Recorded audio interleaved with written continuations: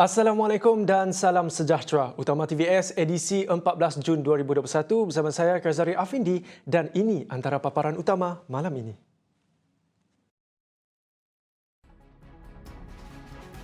GPS kemuka 3 faktor penting ketika sesi menghadap Yang di-Pertuan Agong pada Isnin. Salah satunya mencapai imuniti kelompok. Jumlah kes baharu harian COVID-19 yang dilaporkan dalam tempoh 24 jam lalu menunjukkan penurunan apabila 4,949 kes dicatatkan berbanding 5,304 semalam. Trend aktiviti penyalahgunaan dadah di daerah Kuching dan Padawan telah bertukar kepada penganjuran parti-parti liar. Gabungan Parti Sarawak GPS mengemukakan 3 faktor penting ketika sesi menghadap Yang di-Pertuan Agong Al-Sultan Abdullah Riayatuddin Al-Mustafa Bilal Shah pada Isnin. Faktor berkenaan ialah mencapai imuniti kelompok, kerajaan yang kuat dan stabil dan pelan pemulihan ekonomi ketika memerangi wabak COVID-19.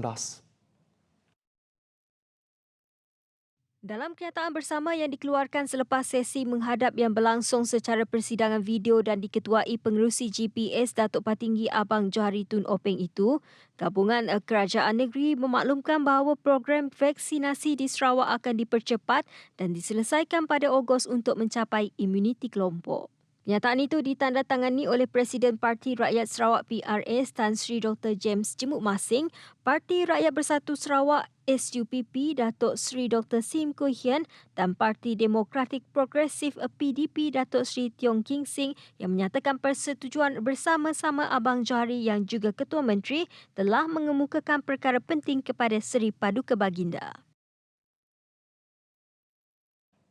Jumlah kes baharu harian COVID-19 yang dilaporkan dalam tempoh 24 jam lalu menunjukkan penurunan apabila 4,949 kes dicatatkan berbanding 5,304 semalam. Perkembangan terbaru itu menjadikan angka kumulatif jangkitan di dalam negara ini berjumlah 662,457 orang setakat ini. Selangor kekal negeri tertinggi kes harian iaitu sebanyak 1,523 orang, diikuti Sarawak 744. Daripada jumlah yang dicatatkan di Sarawak, sebanyak 413 atau 55.51% dikesan di 5 buah daerah iaitu Kuching, Bintulu, Tatau, Sibu dan Kapit. Angka keseluruhan kes di Sarawak kini 56,187 kes. Daripada 744 kes baharu yang dilaporkan, seramai 61 orang telah menunjukkan tanda dan mengalami gejala jangkitan COVID-19 semasa saringan dijalankan. Manakala seramai 588 orang adalah terdiri daripada individu diberikan arahan perintah kuarantin. Dalam pada itu, 5 lagi kes kematian melibatkan jangkitan COVID-19 turut dilaporkan pada Isnin, menjadikan jumlah kematian di Sarawak kini 356 kes. Kesemua 5 kes kematian itu melibatkan 4 lelaki dan seorang wanita berumur antara 50 hingga 85 tahun. Sementara itu, JPBN Sarawak memaklumkan kesesakan yang berlaku di pusat pemberian vaksin PPV di Stadium Perpaduan Petrajaya adalah disebabkan masalah teknikal yang tidak dapat dielakkan, termasuk masalah bekalan elektrik terputus sementara. Jawatan kuasa itu menegaskan pihaknya telah mengenal pasti punca masalah dan mengatasi kelemahan sistem diguna pakai serta mengambil tindakan seterusnya. Dalam pada itu, JPBN Sarawak menasihatkan orang ramai khususnya penerima vaksin untuk mengikuti masa temu janji yang telah ditetapkan. Sesiapa yang diberikan masa temu janji dipohon untuk hadir ke PPV mengikut masa yang ditetapkan dalam aplikasi MySejahtera bagi mengelakkan kesesakan. Bilangan pesakit COVID-19 kategori 4 dan 5 yang diperoleh daripada Pusat Kesiapsiagaan dan Tindak Cepat Krisis Kebangsaan CPRC, perkhidmatan hospital di seluruh negara menunjukkan trend peningkatan bermula April lepas, iaitu 6,751 kes kepada 30,287 kes pada Mei.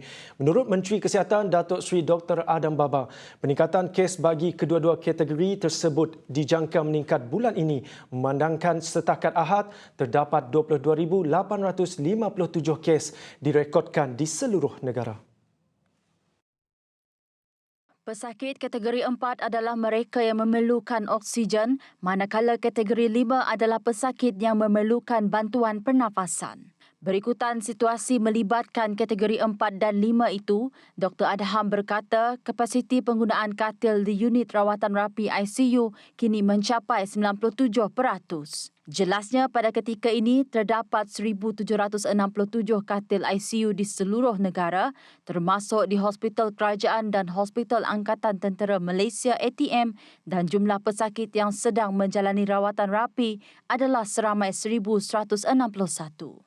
Dan daripada kedudukan pesakit di ICU tersebut, seperti saya maklum tadi, ventilator yang telah digunakan pada pesakit tersebut adalah sebanyak pada hari ini 452 kes yang menggunakan bantuan pernafasan.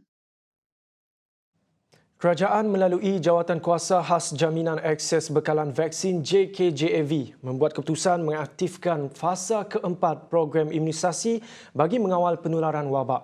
Menurut Menteri Penyelaras Program Imunisasi COVID-19 Kebangsaan, Khairi Jamaluddin, fasa kawalan wabak tersebut memfokuskan kawasan industri termasuk perkilangan yang beroperasi sepanjang tempoh pelaksanaan Perintah Kawalan Pergerakan PKP 3.0.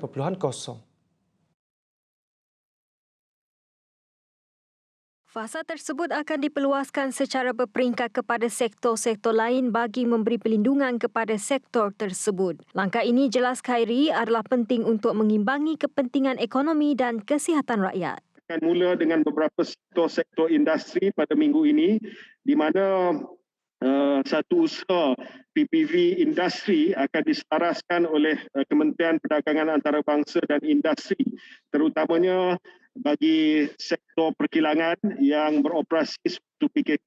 Kita telah buat keputusan untuk memastikan bahawa fasa kawalan wabak ini digerakkan secepat mungkin di kalangan kluster-kluster ataupun di kalangan industri untuk memastikan bahawa kluster tempat kerja dapat kita kawal. Setakat ini, Kementerian Kesihatan KKM mengesan 11 kluster aktif di tempat kerja. Seterusnya, sebanyak 37 buah rumah panjang di kawasan Dewan Undangan Negeri Bawang Asan terlibat dalam program vaksinasi bergerak yang menyasarkan sejumlah 1,800 penduduk luar Bandar Sibu. Ia diadakan selama 4 hari di Pusat Pemberian Vaksin PPV Dewan Masyarakat Bawang Asan. Setakat ini, separuh penduduk di kawasan berkenaan telah diberikan suntikan vaksin. Ini adalah salah satu daripada outreach program di bahagian Sibu yang telah kita lancarkan bertujuan untuk kita memberi vaccination kepada masyarakat di luar bandar, terutamanya di rumah-rumah panjang. Hari ini saya berada di Dewan Bawang Asan, di mana PPV ini akan meliputi 37 buah rumah panjang, di mana seramai lebih 1,800 penduduk akan kita beri vaccination di pusat ini dan selama 4 hari. Dan mereka telah memberi vaccination hampir setengah penduduk di sini pada ketika ini. Program ini mendapat sambutan yang menggalakkan daripada penduduk setempat dengan kaedah pemberian vaksin yang amat mudah. Program vaksinasi bergerak seperti ini amat penting untuk mempercepatkan pemberian vaksin di seluruh Sarawak. Dan saya amat berpuas hati, pertama disebabkan sambutan daripada masyarakat di sini amat tinggi sekali. Dan ini menunjukkan bahawa program yang telah dicadangkan oleh Yang Amat Berhormat Ketua Menteri, iaitu beri vaccination dahulu, selepas itu mendaftar, adalah suatu program yang begitu baik sekali, di mana tidak banyak kerenah. Mereka mendaftar di sini, mereka diberi vaccination di sini, dan mereka diberi jadual untuk vaccination yang kedua di sini juga. Ini dah outreach program yang saya rasa paling penting untuk kita cover seluruh negeri Sarawak dengan secepat mungkin.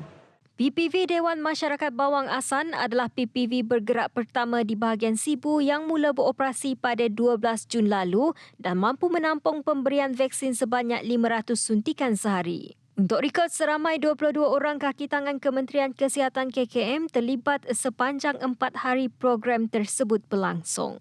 Program vaksinasi bergerak tersebut juga dijangka akan dilaksanakan di beberapa kawasan luar bandar lain seperti Durin, Pasai dan rumah-rumah panjang di bawah Dunangka. Jabatan Siasatan Jenayah Narkotik JSJN Sarawak telah berjaya membongkar satu tempat penyimpanan dan memproses campuran serbuk jus ekstasi dan ketamin di sebuah pangsapuri di Kuching melalui satu operasi khas Ops Black Cat pada 9 Jun 2021. Menurut Pesuruhjaya Polis Sarawak Dato' Aidi Ismail, Ops Black Cat adalah hasil daripada risikan dan maklumat diperolehi daripada Ops Parti Liar yang dijalankan sepanjang tempoh 29 Mei hingga ke hari ini. Dalam serbuan tersebut, seorang lelaki tempatan berusia 27 tahun telah ditahan di bawah Seksyen 39B Akta Dadah Berbahaya 1952. Sebanyak 50 biji pil ekstasi, 354.13 gram ketamin, 320 biji Arabin 5 dan 13.7 kilogram serbuk jus disaki sebagai campuran ekstasi. Jadi keseluruhan nilai anggaran dadah rampasan sebanyak RM250,000 dan ini boleh menampung sama 3,770 orang penagih. Reman ke atas suspek diluluskan selama 7 hari dan suspek tidak mempunyai sebarang rekod kesalahan lampau. Sementara itu, seramai 41 individu termasuk 10 warga asing telah diberkas dalam 6 serbuan pihak JSJN Sarawak dan bahagian Siasatan Jenayah Narkotik IPD Kuching sempena Ops Parti Liar yang dijalankan di Kuching dan Padawan sepanjang tempoh 29 Mei hingga 14 Jun 2021. Suspek-suspek yang diberkas terdiri daripada 27 lelaki dan 14 wanita berusia antara 18 hingga 42 tahun ditahan atas pelbagai kesalahan dadah. ID mendakwa trend penyalahgunaan dadah telah bertukar kepada penganjuran parti-parti liar yang diadakan secara tertutup di kediaman-kediaman peribadi bagi mengelak daripada dikesan oleh pihak berkuasa. Ia juga berlaku ekoran pusat-pusat hiburan tidak dibenarkan beroperasi sepanjang tempoh Perintah Kawalan Pergerakan 3.0 ini. Pertama, di bawah Seksyen 39B atas dadah berbahaya 1952, 2 kes. Seksyen 39A2 ada atas dadah berbahaya 1942, 3 kes. Seksyen 12.2 ADB 1952, 3 kes dan Seksyen 15.1A Akta Dadah Berbahaya 1952, 24 kes. Jumlah rampasan sepanjang tempoh itu juga melibatkan pil ekstasi 2 biji, ketamin 9.5 gram, Arimin 5 3 biji dan serbuk jus campuran ekstasi 409.65 gram. Keseluruhan dianggarkan bernilai RM7,000. Seperti yang kita ketahui, pandemik COVID-19 telah mengubah kehidupan masyarakat kepada kehidupan norma baharu. Begitu juga dengan aktiviti-aktiviti jenayah. Jika terlihat di sini, dadah-dadah yang dirampas telah dipek mengikut bentuk bungkusan minuman 3-in-1. Ingat, sepandai-pandai tupai melompat akhirnya jatuh ke tanah jua. Sepandai-pandai setengah pihak menyembunyikan jenayah akhirnya tertangkap jua. Pihak PDRM akan sentiasa memastikan segala jenayah ini terus dibantras daripada terus berleluasa. Laporan Odlin Katani bersama juru kamera Awang Azmil untuk TVS.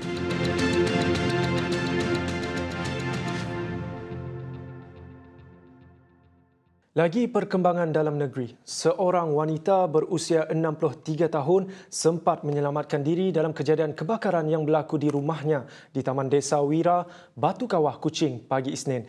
Menurut Ketua Balai Bomba dan Penyelamat Batu Lintang, Muhammad Rafi Haji Saibi berkata, rumah tersebut telah terbakar 100%. Rumah sebuah iaitu jenis struktur tidak kekal telah didapati terbakar 100% lah. Dan selain daripada rumah yang terbakar, yang turut musnah dalam kebakaran tersebut adalah sebuah kereta kancil. Panggilan kecemasan diterima pada jam 11 pagi Isnin dan seramai 12 anggota bersama seorang pegawai dari Balai Bomba dan Penyelamat BBP Batu Lintang digerakkan ke lokasi kejadian. Api berjaya dikawal sepenuhnya pada jam 11.28 pagi dan operasi ditamatkan pada jam 11.47 pagi selepas memastikan tiada lagi risiko kebakaran di kawasan terbabit. Punca kejadian dan jumlah kerugian masih dalam siasatan. Berkaitan dengan punca kebakaran dan juga jumlah kerugian, kita unit forensik sewaktu kejadian saya ada menghubungi pihak forensik untuk membuat siasatan susulan berkaitan jumlah kerugian. Masih lagi dalam siasatan pihak forensik Jabatan Bomba dan Penerangan Malaysia. Tentera Darat Malaysia TDM mengusir 14 pendatang asing tanpa izin parti yang cuba memasuki Sarawak melalui jalan tikus. Yang merupakan 4 kes berasingan sepenak Op Benteng sepanjang tempoh 1 hingga 12 Jun 2021. Jurucakap Sel Perhubungan Raya Markas 1 Division Infantry berkata, kes terkini kejadian pada 12 Jun 2021 sekitar jam 10.30 pagi melalui pasukan yang berkawal di sektor Ladang Dafa di Biawak, Lundu telah menahan dan mengusir 3 individu dipercayai warga Indonesia. Kes yang mencatat angka tertinggi adalah kes pengusiran di sektor Tebedu pada 11 Jun 2021 sekitar jam 1.15 pagi. Kes itu membabitkan 6 parti termasuk seorang wanita yang ditahan dan diusir kembali ke negara asal. Sehubungan itu, TDM akan komited menggalas tanggungjawab meneruskan inisiatif Op Benteng dalam mengekang aktiviti parti menyelinap masuk ke Sarawak serta kegiatan jenayah rentas sempadan. Seterusnya, Menteri Perdagangan Dalam Negeri dan Hak Ehwal Pengguna yang juga Ahli Parlimen Kapit, Datuk Seri Alexander Nantalinggi, yakin Kapit mampu mencapai tahap imuniti kelompok lebih awal dan cepat. Lebih-lebih lagi apabila Ketua Menteri Datuk Patinggi Abang Johari Tun Openg mengumumkan penghantaran sebanyak 16,680 dos vaksin ke kawasan itu setiap minggu. Kata Nanta, rancangan Kerajaan Sarawak untuk melakukan vaksinasi dalam kalangan rakyat di pelbagai stesen desa di bahagian Kapit merupakan idea yang sangat praktikal dan efektif. Sementara itu, beliau turut menzahirkan terima kasih kepada kerajaan negeri kerana telah meluluskan peruntukan sebanyak RM400,000 untuk menaik taraf rumah mayat Hospital Kapit, selain sejumlah RM4.5 juta untuk menaik taraf unit rawatan rapi ICU Hospital Kapit. Pusat Pemberian Vaksin Industri PPVIN di bahagian Miri akan diwujudkan dalam tempoh terdekat. Perbincangan telah pun dibuat di antara Jawatan Kuasa Pengurusan Bencana Bahagian JPBB Miri dan beberapa sektor industri berkaitan. Antara sektor yang terlibat ialah sektor perkapalan, perindustrian, pembinaan, perkilangan, perniagaan, pelancongan, pengangkutan dan sektor minyak dan gas. Melalui mesyuarat secara Zoom dengan pemain-pemain industri di Miri, JPBB Miri telah memberikan taklimat penyelarasan pembukaan PPV Industri PPVIN di Bandaraya Miri. Selari dengan misinya membantu percepat proses vaksinasi sekaligus membantu mencapai imuniti kelompok di negeri ini, UNIMAS menyediakan fasilitinya sebagai pusat pemberian vaksin PPV bermula hari ini. UNIMAS turut menggunakan pendekatan yang tersendiri iaitu dengan menyediakan kaunter nombor giliran di setiap pintu masuk. Setelah selesai mengambil nombor giliran, para penerima vaksin kemudiannya diarah untuk menuju ke kaunter pendaftaran dan terus melakukan ujian saringan kesihatan serta mengisi borang persetujuan di kaunter yang sama sebelum divaksin di kaunter berasingan. Sistem ini jelas menjimatkan masa serta melancarkan urusan sukarelawan. Tidak hanya itu, ruang khas bagi individu kelainan upaya turut disediakan. PPV UNIMAS mula beroperasi seawal jam 8.30 pagi hingga 6.30 petang dan mampu memuatkan sehingga 5,000 orang penerima vaksin sehari. Untuk hari ini, kita memvaksinasikan 1,000 orang. Tapi kita boleh memvaksinasikan seramai 5,000 orang. So hari Rabu ni kita akan naikkan ke 3,000 orang dan selepas itu kita akan memvaksinasikan 5,000 orang sehari. So pendek kata UNIMAS adalah mega PPV lah. Untuk minggu ni CITF memperuntukkan vaksin Sinovac untuk UNIMAS. Untuk masa ini, CITF menghantar kita penduduk dari seluruh kawasan bahagian Samarahan dan Kuching. Jadi bukan kitalah yang pilih. Apa yang CITF beri kat kita jalankan je lah amanah kita. Tidak hanya dengan kelengkapan sistem yang ada, sukarelawan yang bertugas turut terdiri daripada pelajar dan staf UNIMAS yang berlatar belakangkan bidang perubatan. Ya, memang semua sukarelawan kita yang bertugas di sini adalah terdiri daripada staf UNIMAS dan juga pelajar UNIMAS. Staf pula adalah staf dari staf perubatan dan juga staf yang bukan perubatan. UNIMAS juga merancang untuk melakukan program pemberian vaksin secara pandu lalu dan pembincangan teliti masih dilakukan. Mampukah kita untuk mencapai sasaran negeri? Kerjasama anda sebagai penerima vaksin amat diperlukan. UNIMAS telah menggunakan sistemnya tersendiri untuk usaha ini. Jadi terima kasih UNIMAS. Diharapkan dengan kemudahan seperti ini mampu menjadikan Sarawak mencapai tahap imuniti kelompok menjelang Ogos ini. Sekian sahaja laporan daripada saya Jessica Chung bersama Faitullah Morni untuk TVS.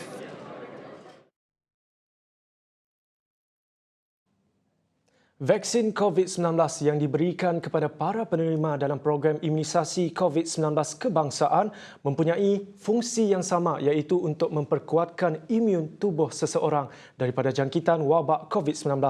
Justru, tidak sepatutnya timbul isu berlainan jenama berlainan fungsi. Fungsi dia tetap sama. Okey, dia cuma ada vaksin yang mempunyai satu dos iaitu CanSino sebagai contoh. Dia adalah vaksin yang satu dos sahaja. Tapi fungsi dia tetap sama adalah untuk mencegah, untuk memberi kesan imuniti kepada kita supaya boleh tidak dapat dijangkit oleh penyakit COVID lah. So kenapa ada yang guna single dose vaksin adalah atas kemungkinan besar di kawasan pedalaman yang mempunyai isu logistik, so yang suka untuk nak masuk ke dalam untuk kali kedua program vaksin itu, so kita akan memilih single dose vaksin, akan tetapi tujuan mereka tetap sama. Jelas Dr. Melvin, masyarakat tidak sepatutnya mempercayai bulat-bulat apa yang tersebar di media sosial seperti muat naik yang menunjukkan keburukan vaksin. Ia tegasnya hanyalah tindakan individu yang tidak bertanggungjawab dan hanya berniat untuk menakutkan orang lain. Memang ada terdapat daripada komuniti ada yang bila dah datang, bila dapati tahu mereka akan menerima vaksin jenis jenama A ataupun jenama B. Sebagai contoh, mereka sepatutnya datang hari ini adalah untuk menerima jenis vaksin Pfizer, tetapi mereka lebih suka Sinovac.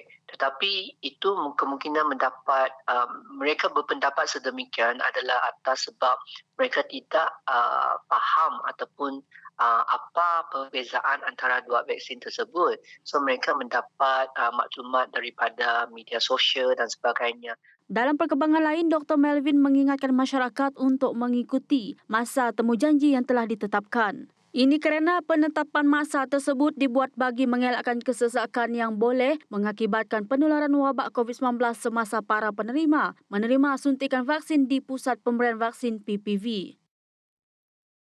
Terima kasih kerana masih setia dengan Utama TVS. Rainforest World Music Festival RWMF 2021 tampil berbeza di mana ia akan ditayangkan secara maya. Ia dianjurkan secara penstreaman percuma bermula 18 hingga 20 Jun ini. RWMF akan menampilkan pelbagai artis tempatan selain menayangkan semula persembahan pada festival yang lalu.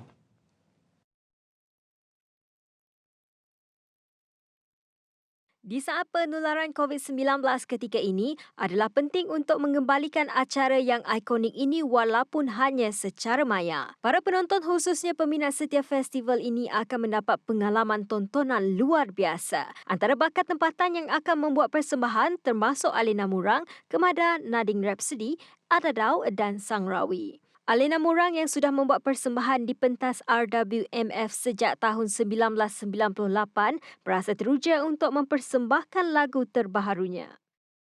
I'm so excited for Rainforest World Music Festival virtual experience. My other friends are also performing macam Ak Adau, Nading Rhapsody, Kemada, and my Sape Master, Uncle Matthew Ngau. Jadi, yeah, just stay at home and just imagine yourself at the festival and, you know, prepare all your food and all your drinks and all your friends, and you can dress up also. And yeah, just stay at home and have fun. Enjoy! Sementara itu, bagi ahli kumpulan Nading Rhapsody Kulih Kerasi, mereka bersyukur apabila Sarawak Tourism Board STB memulakan inisiatif ini untuk menghidupkan semula RWMF. Ini merupakan penampilan semula Nading Rhapsody di pentas RWMF setelah 7 tahun tidak membuat persembahan di pentas itu. Jadi, para peminat Nading Rhapsody bolehlah menikmati persembahan secara maya daripada mereka nanti. I'm not going to talk about all sorts of detail, but then it will be a surprise for all of you. Jadi Nading Rhapsody tahun ini, I can say that is, of course, it's new and special. Sebabnya we will performing something yang relatable dengan our current situation. Okay, jangan lupa untuk saksikan kami Nading Rhapsody di pentas virtual Rainforest World Music Festival 2021 di channel TVS, dan juga sila dapatkan pas masuk di laman sesawang Rainforest World Music Festival yang tertera SW untuk mendapatkan maklumat lanjut. Stay tuned dan stay safe everyone. RWMF 2021 dengan tema Entrance, Liberated, Immerse boleh ditonton secara percuma dengan mendaftar di laman web rasmi RWMF. Tahun lalu, Kementerian Pelancongan Kesenian dan Kebudayaan Sarawak menangguhkan semua acara besar melibatkan kehadiran lebih daripada 250 orang termasuk RWMF 2020 susulan penularan COVID-19. Selain RWMF, acara tahunan Regata Sarawak yang menjadi ikon sukan air di tebingan Kuching juga dibatalkan pada tahun lalu.